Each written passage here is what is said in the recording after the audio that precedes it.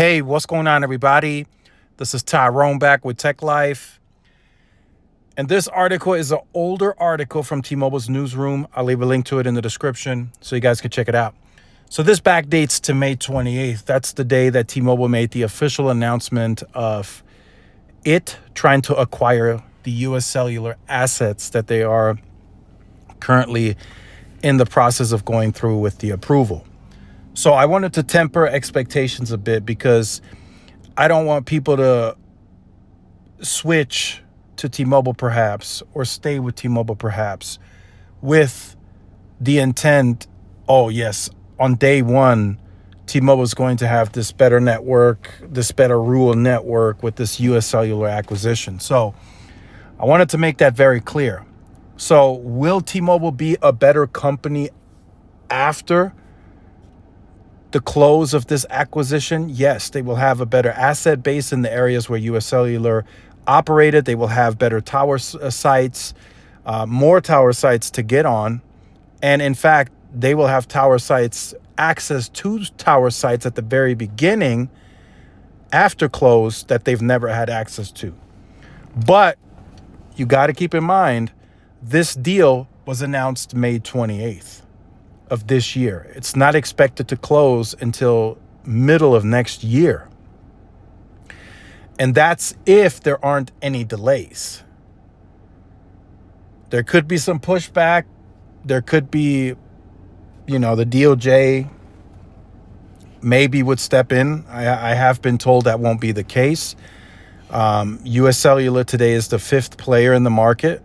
So T-Mobile is not buying number 5 and going to number 1. So, it's just strengthening T-Mobile's portfolio in an area where they have a lot of weakness, which is rural. So that's how the market is going to look at it. But regardless, I feel even if the synergies that this deal presents are reinvested, it's going to take T-Mobile probably another 2 years before you can really reap the benefits of this coverage expansion. And they're going to use every single one of the 2,100 sites that they're going to gain from this acquisition, but they're going to have to upgrade, right? And that would be happening right in the middle of AT&T undergoing its biggest rip and replace ever from Nokia to Ericsson. So they're going to be using a lot of tower crews as well. So, there's only so much to go around. So I don't know how quickly T-Mobile can even deploy these assets and on these tower sites that are very unique. They're very unique tower sites, and U.S. Cellular discussed that at their quarterly earnings recently, where they have a 300-foot tower. It's already been approved with FAA regulations and guidelines. You just have to upgrade the site with the T-Mobile equipment. So that puts T-Mobile in a very unique position, right? It helps them get coverage to areas that they've never, ever covered before natively. And that's what they're looking at doing, right? Bringing better coverage to its existing customers that are already on the T-Mobile network, and then bringing coverage and optionality to areas that never had T-Mobile before.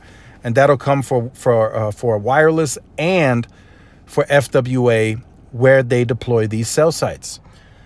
So that's what I wanted to make very clear.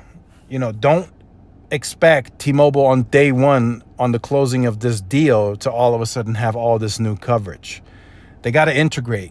They have to integrate, and they haven't really disclosed to the market on how they're going to go about this, right? With Sprint, we had a very clear understanding. We knew the anchor network. We knew exactly how T-Mobile, we had an understanding, I should say, how T-Mobile was going to go about it and how quickly they could get this done possibly. And they got it done, I would say, as smoothly as you could possibly get it done.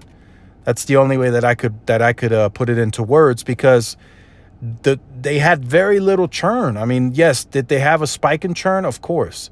But it's not like the churn spiked to 2% or 2.5%. It did not. They had a spike. They knew this would happen, and they got it under control relatively quick. Because you gotta keep in mind that this was a large scale merger. Sprint operated on a nationwide basis. They didn't just operate in a couple of parts of the country. No, they had a nationwide network. And T-Mobile needed to integrate that as quickly as possible. And that tells me they have experience. They did it with Metro PCS. They did it with Iowa. I think it was called Iowa Wireless. So they have a bit of experience in that arena. So I expect this US Cellular integration to be even faster, quicker, and even smoother than even the Sprint one, right? Because now you have all this experience. You somewhat have the same team in place. I don't know from an engineering perspective per se, but the senior level executive team is mostly the same. They've had some changes, but it's mostly the same. So if they put forth a plan and they execute, it should be smoother than what they had done even with the Sprint merger. And that was a pretty expensive few years that they had to spend additional capital to get this integrated as quickly as possible on a nationwide scale. So with this one, I don't anticipate them to invest additional capital out of their capital allocation. I just expect them to reinvest the synergies, $2-3 billion, back into this and integrate as fast as they can. But you got to have patience with this one. This one is going to require patience to get the coverage where they must integrate and add the T-Mobile assets onto the US Cellular sites.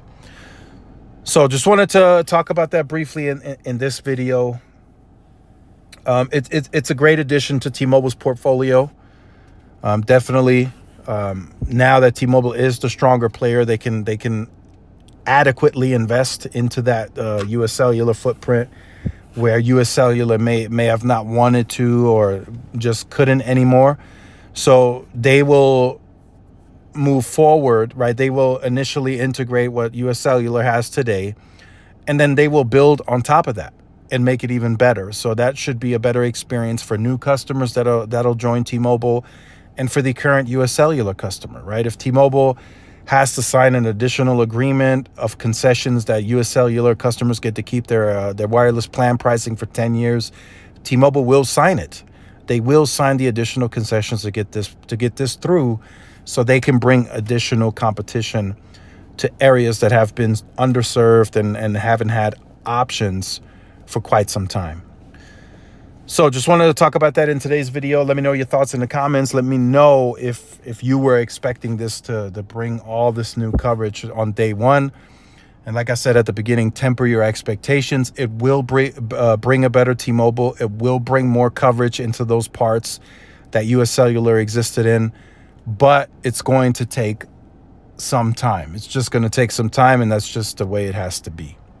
So let me know your thoughts in the comments. Like, share, subscribe if you're new. Follow my social media outlets. This is Tyrone with Tech Life, and I'll see y'all in the next one. Peace.